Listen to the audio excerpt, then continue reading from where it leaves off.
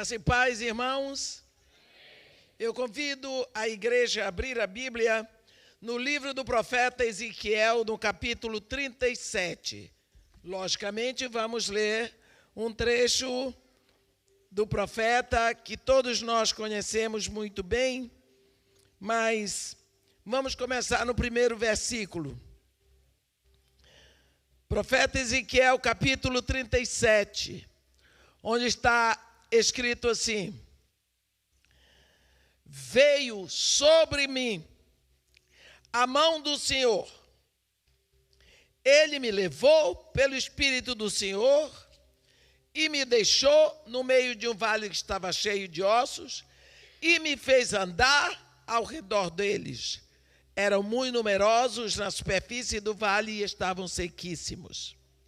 Então me perguntou: filho do homem, acaso poderão reviver estes ossos? Respondi: Senhor Deus, tu o sabes. Disse-me ele: profetiza esses ossos e dize-lhes: ossos secos, ouvi a palavra do Senhor. Assim diz o Senhor Deus a estes ossos: eis que farei entrar o Espírito em vós e vivereis. Porém tendões sobre vós, farei crescer carne sobre vós estenderei pele, porém em vós o Espírito e vivereis e saberei que eu sou o Senhor. Então profetizei segundo me for ordenado. Enquanto eu profetizava, houve um ruído, um barulho de ossos que batiam contra ossos e se ajuntavam cada osso ao seu osso. Olhei, e eis que havia tendões sobre eles, e cresceram carnes, estendeu a pele sobre eles, mas não havia neles o Espírito. Então ele me disse: profetiza ao Espírito, profetiza, filho do homem, e dize-lhes: assim diz o Senhor, vem dos quatro ventos, ó Espírito, e assopra sobre esses mortos, para que vivam.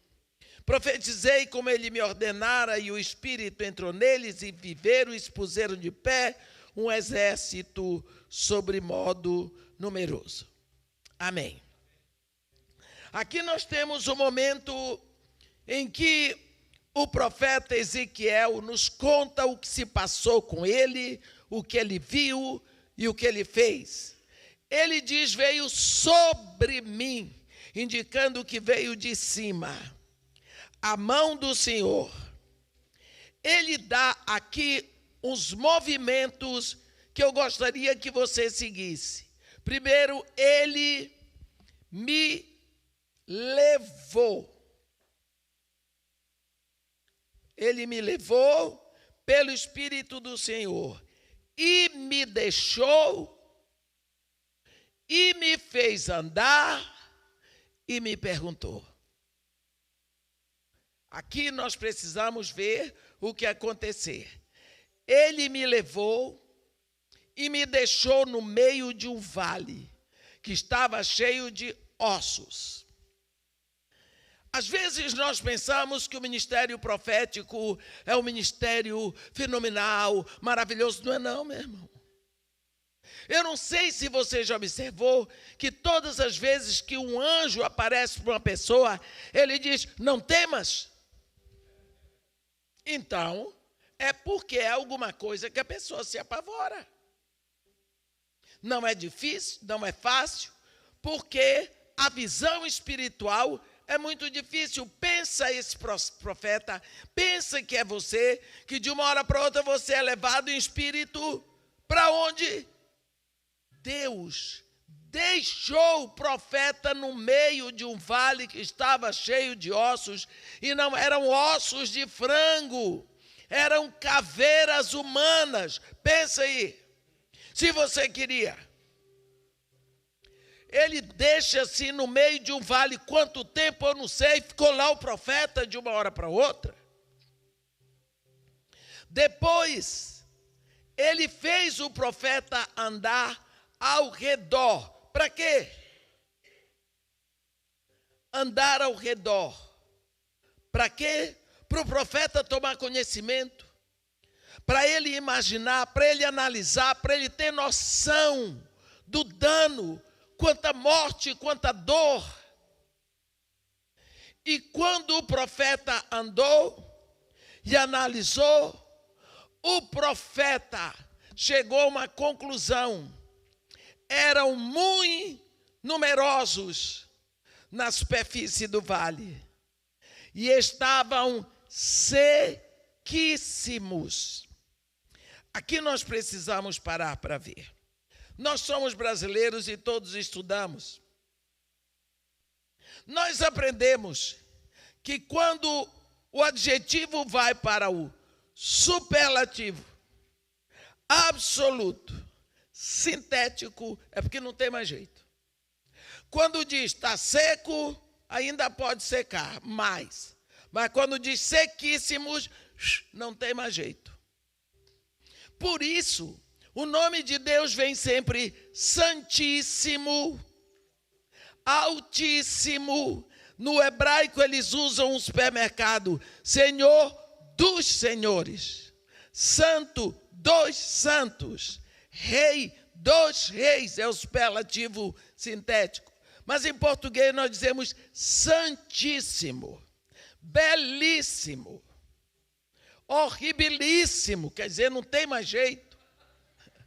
Aqui, o profeta, quando foi posto, vocês observaram que a primeira vez que ele menciona os ossos, ele diz que o vale estava cheio de ossos. Mas depois que ele anda em redor do vale, ele chegou à conclusão, ele viu que os ossos estavam sequíssimos. O que significa, não tem mais jeito, já era. E quando ele determinou a falência total dos ossos, porque estavam sequíssimos, não tinha mais jeito, Deus perguntou. Aí Deus perguntou, que isso? Será que eu vou trazer você aqui para você determinar a falência total, rapaz? Será que é você que determina que acabou? Olha, muitas vezes nós fazemos isso. Nós olhamos aqueles meninos lá fazendo arrastão no Rio de Janeiro, a gente diz, não tem jeito. Quem disse? Quem disse que não tem jeito? Somos nós que determinamos, usamos a nossa boca profética para determinar o final. Aí Deus se levantou. Deus disse para ele, filho do homem, poderão acaso reviver esses ossos? Deus está falando de ressurreição. Pensa aí, profeta. Você já viu osso nascer seco? Você já viu osso sair assim do ventre? Será que você não imagina que esses ossos pertencem a corpos que já tiveram vida? Esses ossos cresceram, esses ossos foram feitos por mim para darem movimento. A Bíblia diz no Salmo 139, quando o salmista está orando, ele diz para Deus, tu formaste o meu interior, tu me teceste no ventre da minha mãe. Os meus ossos não foram de ti encobertos quando no oculto eu fui formado e entretecido como nas profundezas da terra. Então, os ossos não apareceram assim secos, eles já tiveram vida. É isso que Deus está dizendo para o profeta. Olha a realidade. Poderão acaso reviver esses ossos? O profeta, coitado, fica numa situação difícil. Senhor, tu o sabes. Aí ele diz, Profetiza. Profetiza esses ossos. Tu não és profeta, rapaz? Qual é a ação do profeta? Profetizar, profetiza. Profetiza sim. Porque ele diz, como é que eu vou profetizar para ossos secos? Ossos secos, ouvi a palavra do Senhor. Você pergunta de lá, e osso seco ouve alguma coisa? Se for a palavra do Senhor, osso seco ouve, montanha sai do lugar, vento obedece, onda sossega. Se for a palavra de Deus. Agora, se for abobrinha de falso profeta, de pregador mentiroso, nada acontece. Mas, se for a palavra, quem pode impedir a palavra de Deus, a mão poderosa de Deus? É para os ossos secos ouvirem a palavra do Senhor. Assim diz o Senhor: eis que farei entrar o Espírito em vós, e vivereis. Porém tendões sobre vós, farei crescer carne sobre vós. Sobre vós estenderei pele, porém em vós o Espírito, e vivereis, e sabereis que eu sou o Senhor. O profeta aqui diz que, enquanto ele profetizava, tudo foi acontecendo. Às vezes nós temos dificuldade de entender o ministério profético. A primeira vez que Deus fala sobre profeta, ele fala no capítulo 19, desculpa, eu não sei se é 19 ou 20, deixa eu olhar para não dar informação errada. No capítulo 20 de Gênesis, quando ele diz para Abimeleque: restitui a mulher a seu marido, porque ele é profeta, e intercederá por ti, e tu viverás. Se, porém, não devolveres, sabes que morrerás tu e a tua família. Aqui Deus está dizendo que o profeta é Abraão. E que se Abraão pedir a Deus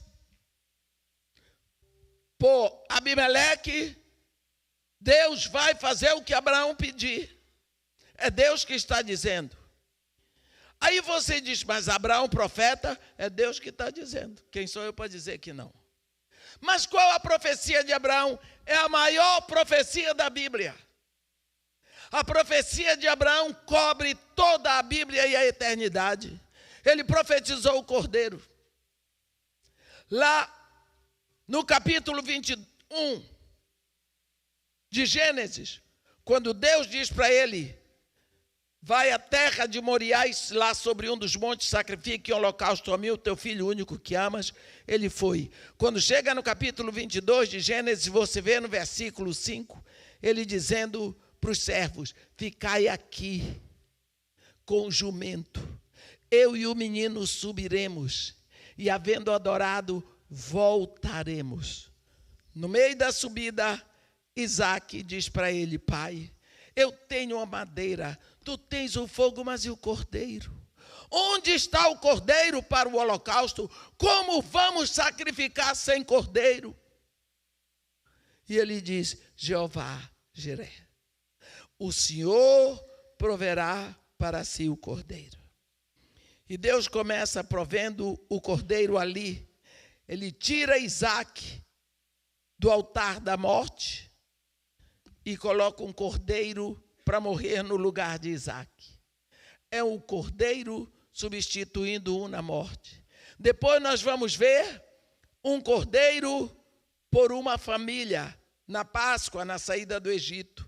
Depois vamos ver na festa da expiação um cordeiro pela nação, porque Deus tem um cordeiro para toda a humanidade. Nós então vemos que a profecia de Abraão é a maior profecia da Bíblia.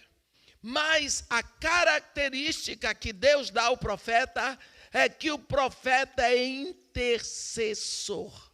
Profeta é pessoa de oração. Profeta é pessoa de intimidade com Deus.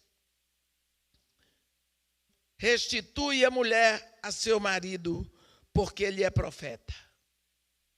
E ele intercederá por ti, e tu viverás.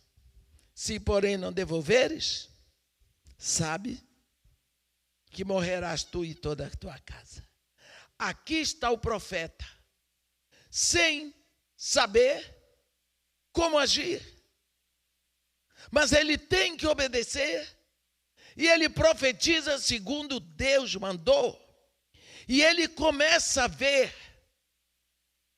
o que está acontecendo. À medida que ele vai profetizando, ele diz: profetizei, versículo 7, segundo me fora ordenado. Segundo me fora ordenado. Enquanto eu profetizava, houve ruído, barulho de um osso que batiam contra ossos, os ossos secos. Olhei, e eis que havia tendões sobre eles, e cresceram as carnes, e se estendeu a pele sobre eles, mas não havia neles o espírito. Você entendeu o que aconteceu? Os ossos foram cada um procurando o seu pedaço. E quando se encontraram, formaram os esqueletos. Daqui a pouco vem pele, vem carne, tendões. Aí eu exagero, veias, artérias e tudo mais. Cresceu a carne, ficaram lá. Agora, o vale estava cheio de osso? Estava cheio de quê? Defuntos. Eram defuntos. Será que o profeta não tomou um susto? Como que eu cheguei aqui eram ossos secos? E agora, pela palavra, está cheio de defunto. Mas isso é uma maravilha. O milagre está feito. De osso virou defunto. Qual a diferença? Eu tenho um projeto no Morro Dona Marta. Quando eu entrei lá, em 1990, o Morro Dona Marta era a favela mais perigosa do Rio de Janeiro. Era a favela horrível. Existia lá a maior concentração de centro de macumba do Rio. E foi exatamente na época, quem é do Rio sabe, 1990, daquela confusão do Cabeludo e do Zaca. Duas facções dentro. Ali era o quartel-general do Comando Vermelho, e um matando o outro. Ninguém subia se não fosse do morro. E se subisse, não desceria. Foi nessa época que eu fui para ali. Bem, Deus, na sua infinita misericórdia, foi fazendo trabalho e eu era louca. Até hoje eu não sei como é que eu fiz as coisas que eu fazia. Eu não entendo. Se eu tivesse que fazer hoje, eu acho que eu não faria. Mas eu fiz. Isso em 1990. 2002, acabou o último centro de macumba. 2004, Morro Dona Marta saiu da lista das favelas violentas. 2008, foi instalada ali a primeira UPP do Rio de Janeiro. Sem nenhum tiro, sem uma gota de sangue. Fizeram uma pesquisa para saber o que foi que aconteceu, que o governador tinha encontrado meio de pacificação das favelas, era um sucesso, e descobriram que no Morro Dona Marta tinha 83% de evangélicos na população. Bem, aí sobe televisão e repórter, aquela confusão que se faz no Brasil. Depois que se fundou a UPP, está lá, aí botaram uma capitã lá para tomar conta. Depois eu fui chamada para uma reunião. Eu ia ser homenageada. Eu sempre preguei lá na igreja do BOP. tem muitos pastores ali no BOP e muitos filhos de Deus. Então, aconteceu um fato engraçado. Foi um dos maiores momentos da minha vida como filho de Deus. É que sempre quem inaugurou uma capela foi um padre celebrando missa.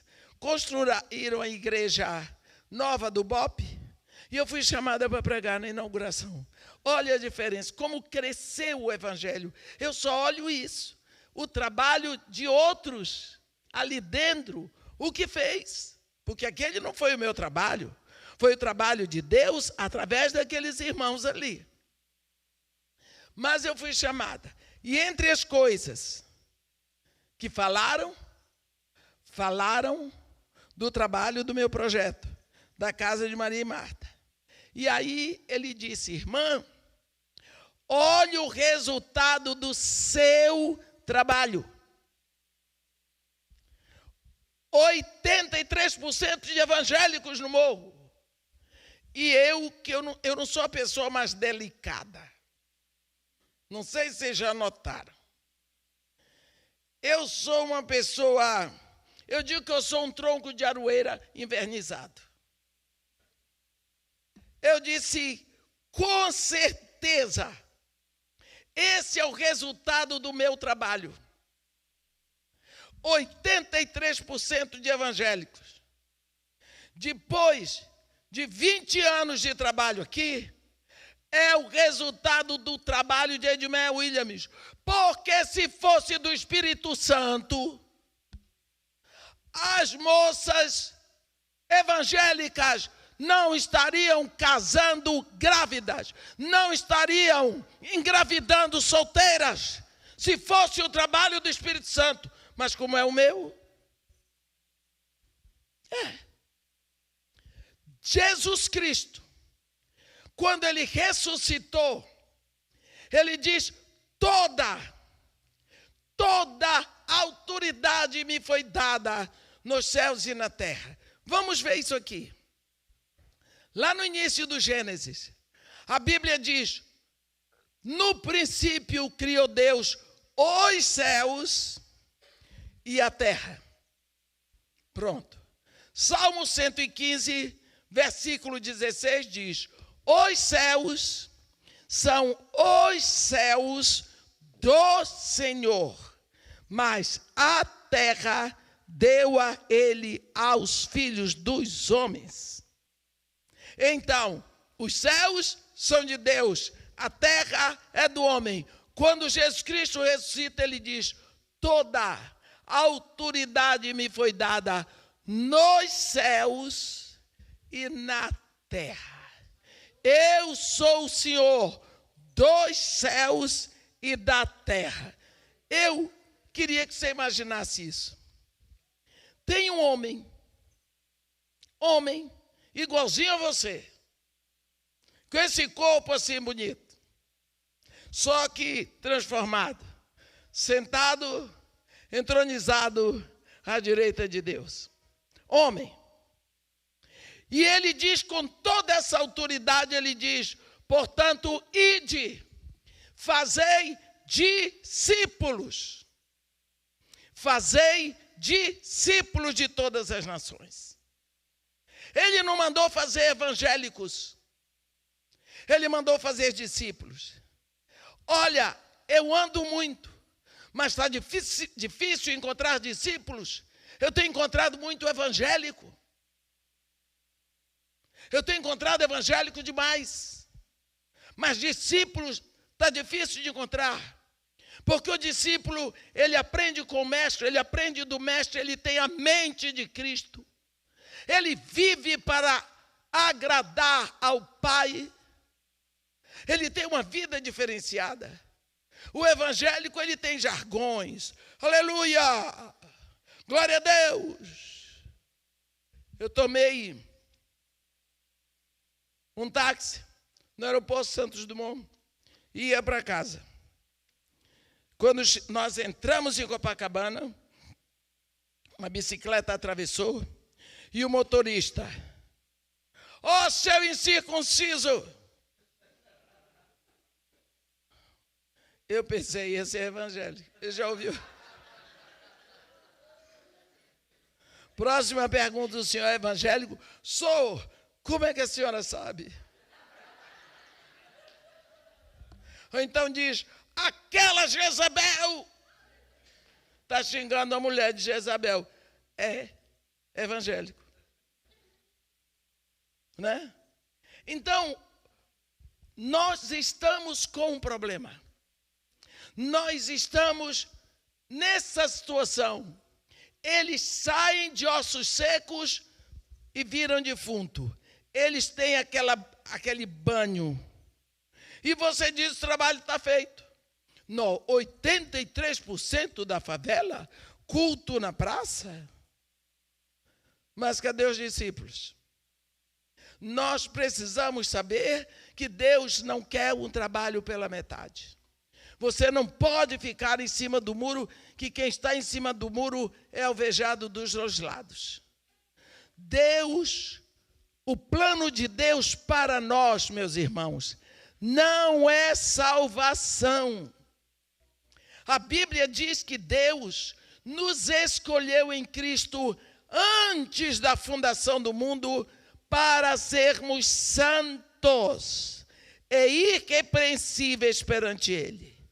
E em amor nos predestinou para Ele e para a adoção de filhos mediante Cristo Jesus. Então o plano de Deus para nós não é sermos salvos. Ele não nos escolheu em Cristo para sermos salvos, mas para sermos santos.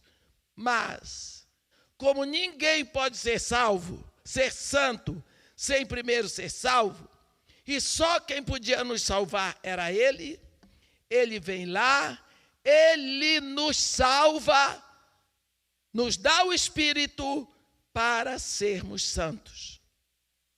O trabalho não pode ficar incompleto.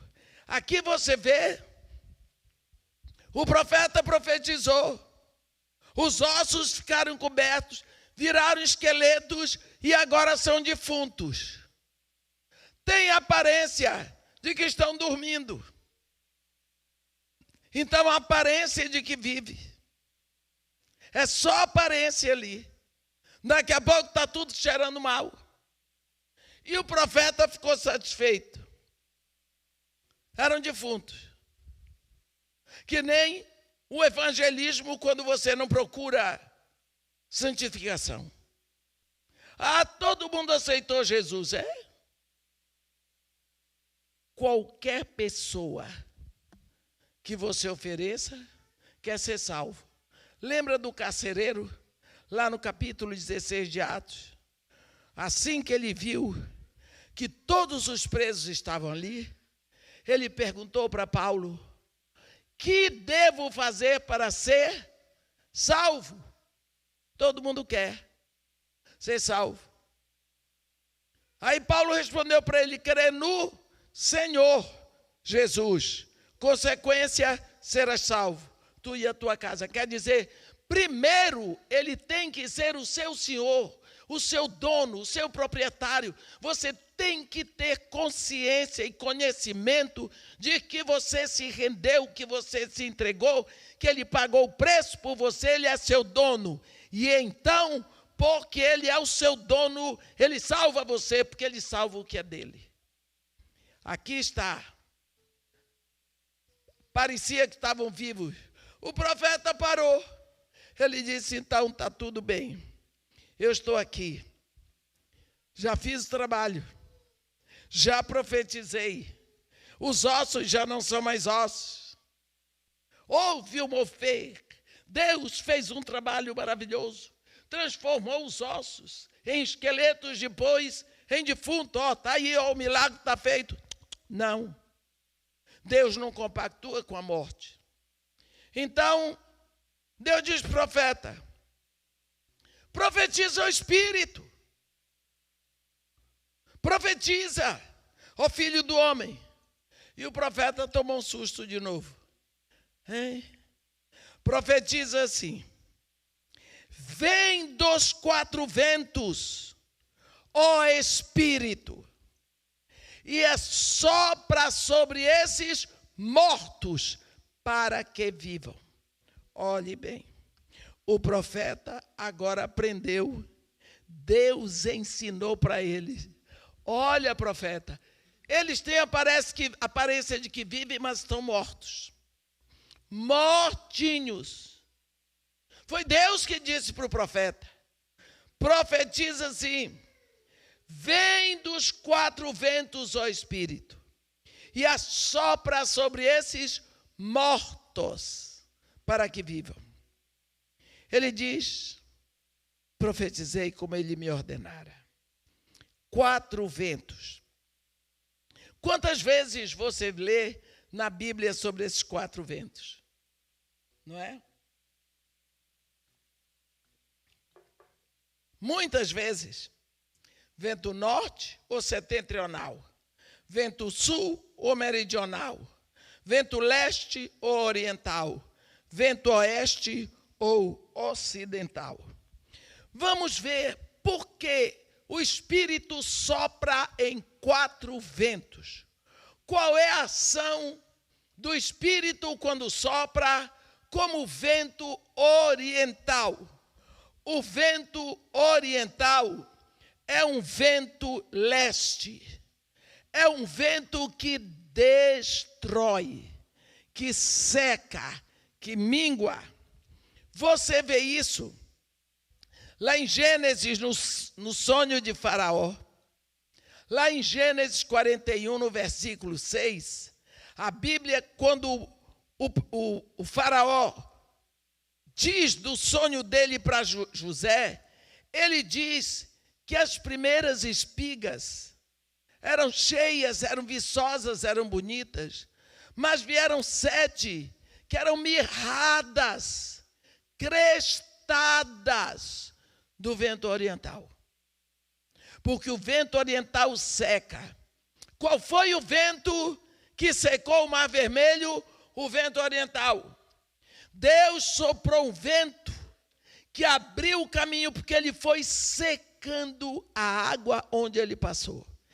Ele secou um caminho, fez-se do lado direito um paredão de água, do lado esquerdo outro paredão de água, e o vento sugou toda a água aqui no meio, e o povo de Israel passou.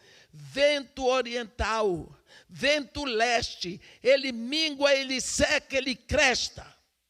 Quando o Espírito vem na sua vida, soprando como vento oriental, eita, ele vai secar muita coisa, ele vai minguar muita coisa, principalmente palavrão, safadeza. Ele vai operar na sua vida, porque agora você é filho de Deus. Ele vem para secar toda a produção, que não pode ficar porque é para a glória de Deus. Por isso, quando você aceita Jesus, o Pai lhe dá o Espírito começa a soprar do jeito que ele quer. Vento ocidental ou vento oeste. Lembra que uma das pragas que Deus mandou no Egito foi para destruir o deus Tote, porque cada praga daquela era contra um deus. O deus Tote é o deus gafanhoto. E aí a terra do Egito foi coberta de gafanhoto. Não foi?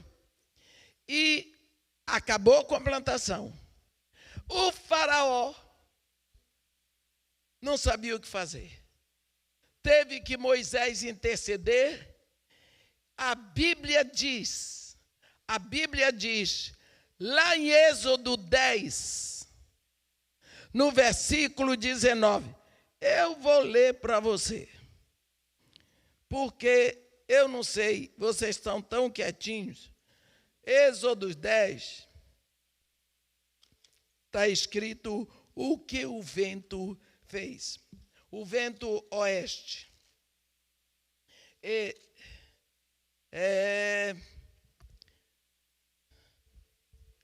Desculpa. Então, Êxodo 10, versículo 19. Olha o que está escrito. Então o Senhor fez soprar fortíssimo vento ocidental, vento oeste, o qual levantou os gafanhotos e os lançou no Mar Vermelho. Nem ainda um só gafanhoto restou em todo o território do Egito. Então, qual é o papel do vento ocidental? Libertação. Ele liberta, ele tira os gafanhotos. Quando o Espírito Santo começa a operar na sua vida, não é para você dançar, pular, coisa não. Ele vai tirar da sua vida tudo aquilo, toda a produção que não é para a glória de Deus. Ele vai tirar aquelas amizades que você tanto gostava. Por isso, muitas vezes você se queixa. Como é que de uma hora para outra ninguém mais me procura? Vento ocidental. Ele passa, ele vai levando aqueles relacionamentos que tinham que sair da sua vida. O Espírito vai, soprando. Onde passa o vento ocidental, ele vai fazendo a limpeza. Que Deus me livre. Só Deus para fazer. Vem dos 4 ventos. Ele depois sopra como vento norte. O que é que o vento norte faz? Ele traz o frio, ele produz a neve. Quando a neve cai, você já observou que depois você vê um céu mais azul. A neve, ela traz, ela arrasta toda a impureza que está no ar e ela traz para a terra. Então, o vento norte serve para limpar. O Espírito começa a trabalhar, limpando a sua visão. O que significa? Ele vai purificando o seu coração. Porque os puros de espírito verão a Deus. E o vento sul é aquele vento que dá prazer. Sua vida começa a ser prazerosa. Em todo lugar que você vai, mas principalmente para Deus. A sua vida começa a exalar bom perfume. Essa é uma operação do Espírito. Assim que acontece a sua conversão, você fica meio tonto, porque tantas coisas. Você se pergunta, por que eu gostava tanto daquilo e não gosto mais? É o vento que está soprando, está tirando até o seu prazer daquilo que não prestava. E Deus disse, agora, eles estão mortos, profeta. Chama o Espírito, sopra, Deus diz, vem dos 4 ventos, ó Espírito, e assopra sobre esses mortos, para que vivam. E ele profetizou assim, e a Bíblia diz que o Espírito entrou neles, e viveram, e se puseram de pé, um exército sobremodo numeroso. Agora nós vamos ver uma coisa. Mortos. Como é que nós estamos olhando para a situação do mundo? Essa semana eu estava conversando com uma moça que disse, irmã, tem 20 anos que eu não vou no Brasil, mas eu agora só vou lá se o Lula morrer. Eu disse, qual é o problema do Lula vivo ou morto? Bem, deseja a morte do pobre do homem, mais morto do que está. Eu disse para ela, minha filha, a única coisa que você pode fazer por esse homem é orar por ele. Mas você não vai orar pelo Lula porque você gosta dele, não. Não é orar porque você gosta, é orar porque Deus mandou. Orar pelos governos. Se nós, a igreja, o único povo que ora na terra, não orarmos pelos nossos governantes, quem vai orar? Quem vai orar? Eles estão perdidos por falta da nossa oração. Olha para os ossos secos. Está sequíssimo, não tem jeito. Irmã, não tem mais jeito para a América do Sul.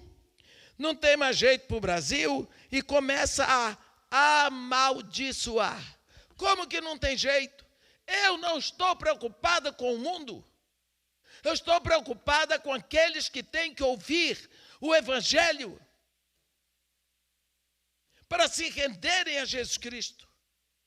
Porque quando Jesus Cristo faz o seu discurso profético no capítulo 24 de Mateus, ele diz, e o Evangelho do Reino será pregado a todos para testemunho.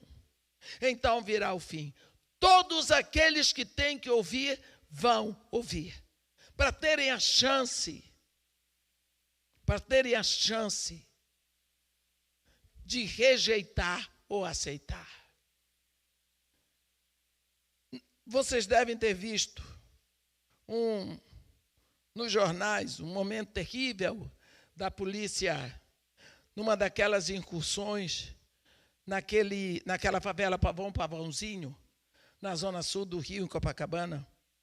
E foi mostrado assim muito claro. A polícia atrás, caçando como quem caça, sei lá, lebre. E um bandido se destacou, desculpem eu chamar bandido, eu não gosto dessa palavra. E um rapaz se destacou porque ele abraçou uma mochila que estava cheia de droga e de dinheiro, e ele saiu correndo pelo meio do mato, mas ele chegou num ponto e o helicóptero filmando de cima, não é? Que eles chamam do Globocop, né? Globocop. Filmando. E ele correndo da polícia, mas chegou num ponto da montanha, onde não tinha mato, só tinha pedra. E ele foi correndo por ali para ver se ele pegava o outro lado, escorregou numa pedra diante das câmeras. A cabeça dele caiu para um lado e o corpo caiu para o outro. Aquilo foi um horror diante das câmeras. Isso era na sexta-feira. Segunda-feira eu estou chegando de São Paulo e eu chego cedo, eu sempre gosto de chegar no primeiro voo, porque eu aproveito o dia todo. Aí recebi um telefonema lá do morro. Dona Edmeia, a senhora vem aqui agora. Eu disse, eu estava pretendendo primeiro ir ao banco para ir na cidade e voltar para ir. Ah, se a senhora pudesse vir logo. Entendi, tem problema. Porque nós temos toda uma comunicação. Aí eu fui. Eu liguei para ela e disse, Patrícia, estou subindo. Ela disse, então tá bom. Eu não sabia. Mas aquele homem que tinha morrido assim, dessa forma, era pai de um dos meus meninos. Só que o menino morava no Morro Dona Marta com a avó. E ele já tinha partido para outras favelas. E ela avisou para o menino, porque o menino não comia, não falava e não chorava. Ele só queria ver a tia Edmeia. Aí ele foi me esperar lá embaixo. Foi me esperar lá embaixo. Quando ele viu, ele veio, e eu já sabia que era o pai dele, porque a Patrícia tinha me dito. Ele me agarrou e disse, tia, o papai foi para o céu. E agora? O que é que você faz? Garoto que ia fazer 9 anos. O que é que você faz? Esse garoto vai ser um homem. Esse garoto pode ser um pastor, um evangelista, um grande missionário, mas ele é um filho de Deus. Eu olhei para ele e abracei bem forte. Eu disse, meu filho, senta aqui comigo. Sentei assim. Não era nem passei no chão, né? Eu sento no chão em qualquer lugar. A dificuldade é para levantar, mas eu sento. Eu disse para ele, meu filho, olha aqui. O seu pai ia na igreja quando eu era pequena, que sua avó levava. O seu pai frequentou a escola dominical. O seu pai, ele aprendeu de Jesus. E um dia, a professora de escola dominical dele deve ter levado ele a confessar Jesus. Ele se perdeu pela vida, filho, eu sei, e tudo mais. A gente tem que ter muito cuidado o que é que fala do pai, da criança, dos tios, porque ofende, né? A Bíblia diz, se no último momento clamares pelo Senhor, serás salvo. Meu filho, seu pai estava correndo da polícia para não ser alvejado.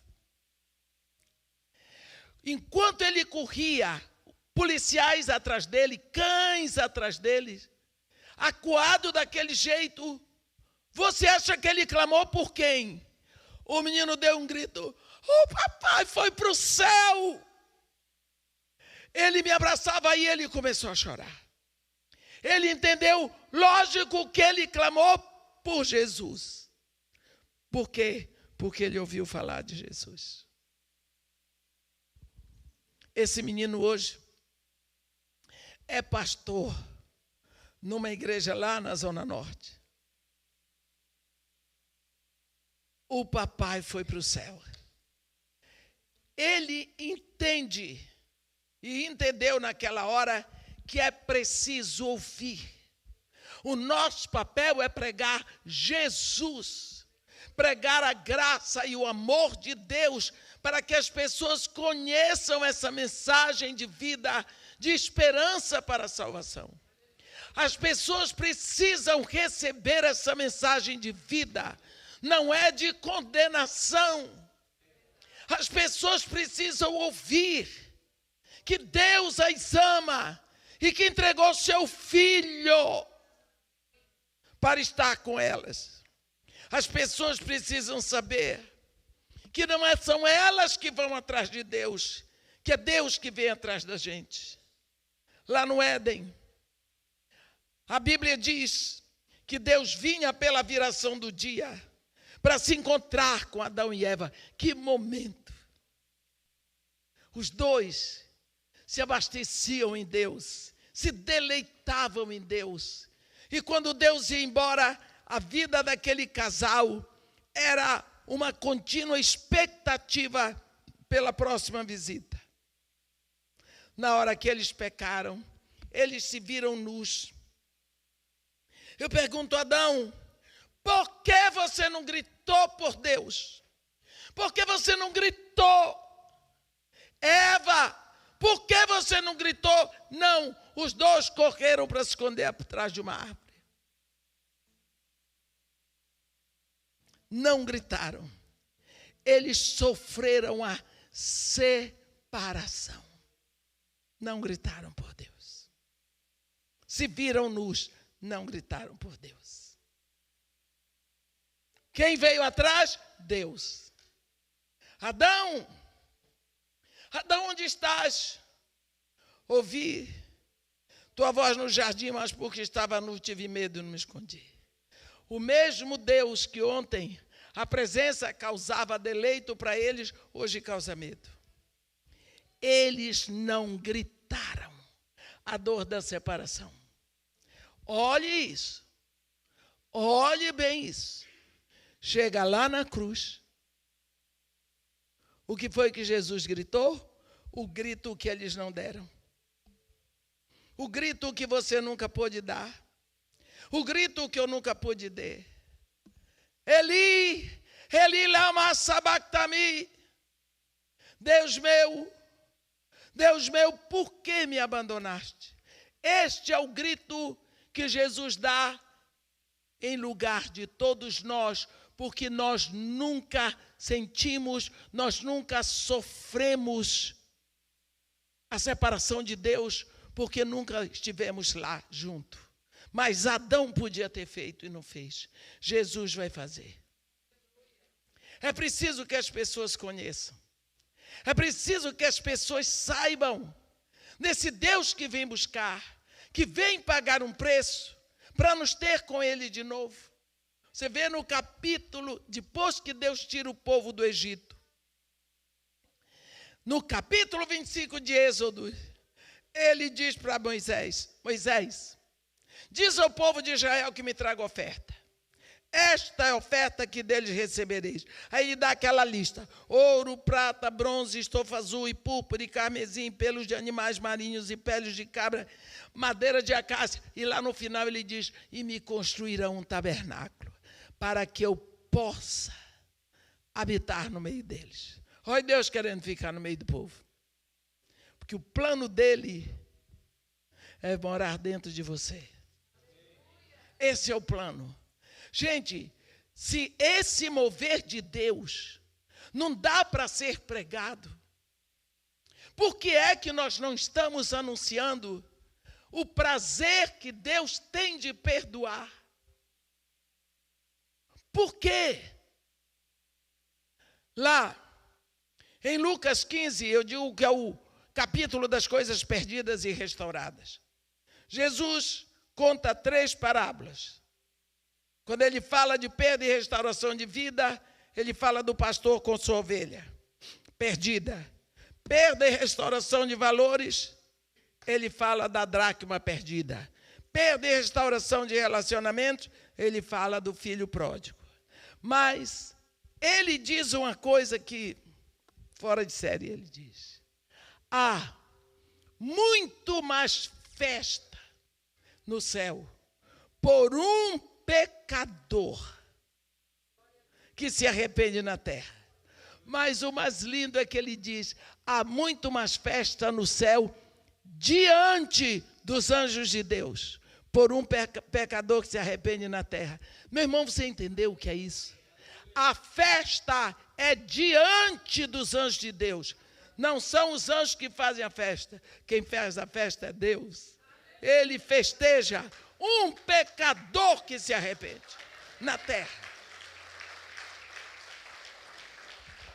Então, meus irmãos, e será que nós não somos impulsionados a sair anunciando esta notícia do Deus que quer perdoar, do Deus que entrega o próprio Filho para perdoar, do Deus que se deleita em perdoar você?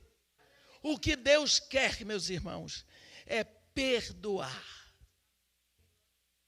Por que será que nós não estamos anunciando? É lindo quando Jesus nasceu, aqueles anjos dizendo: ei, eu tenho boas novas, furo de reportagem, eu tenho a grande notícia. Esta noite, na cidade de Davi, nasceu o Salvador. Olha, se ele deixou para pregarmos boas novas, nós temos que entregar esta novidade para a humanidade. Não é que Deus vai te botar no inferno. Que mensagem tétrica, mentirosa e satânica. Deus castiga. Deus não castiga. Quem lhe castiga é o seu próprio pecado. Deus nos ama e Ele nos quer com Ele. E o preço está pago, totalmente pago. Jesus Cristo disse: última coisa, quando você examina os sinais dos últimos dias, pode ter certeza que se ainda não aconteceu o arrebatamento, é porque este evangelho ainda não foi pregado a todas as nações. Nós precisamos anunciar, nós precisamos dizer, nós precisamos gritar sobre tudo isso, porque nós temos essa notícia linda, essa notícia de vida, essa notícia boa para entregar, de que o preço está pago. Você pode agora ser filho de Deus. A decisão é sua, não seja bobo, venha. Mas, mediante arrependimento. Os ossos estavam secos. O profeta não tinha esperança. Mas Deus tem. Eu não os criei ossos secos. Eu criei ossos. Eles estão mortos. Mas pela palavra poderão viver. Então nós temos a responsabilidade de pregar a palavra, de entregar o alimento, para que venha o Espírito, enche essas vidas, para que haja vida, para que Jesus Cristo possa nos levar. Amém? O Espírito entrou neles, eles se puseram de pé, um exército sobremodo numeroso. Amém? Que Deus nos abençoe e nos guarde.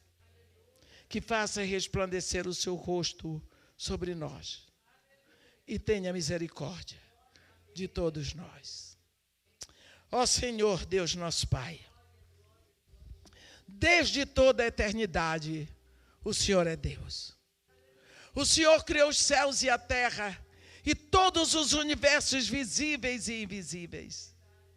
O Senhor é bom. O Senhor é santo. O Senhor é excelso. O Senhor é Jeová Elohim. O Senhor é Jeová Sabaó. O Senhor é Jeová Shammah. O Senhor é Jeová Yeshua, Jeová que salva. O Senhor nos reuniu neste lugar. O Senhor é o único Deus que responde com fogo. O Senhor nos reuniu neste lugar. E em nome de Jesus Cristo, ó Pai, nós cremos na sua palavra, onde 2 ou mais se reúnem em meu nome, eu estou entre eles.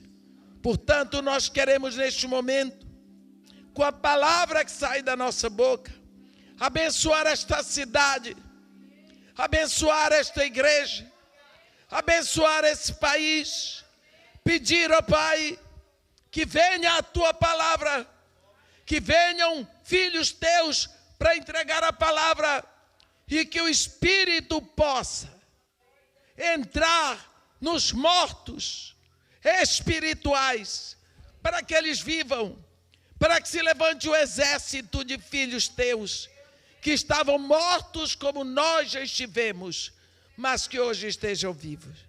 Nós te agradecemos, te pedimos, ó Pai, em nome de Jesus Cristo, que o Senhor fortaleça o nosso coração, com a inspiração do seu Espírito Santo, para que sejamos uma igreja a proclamar a tua palavra, a verdade do teu amor, para que outros e outros possam vir para fazerem a tua vontade.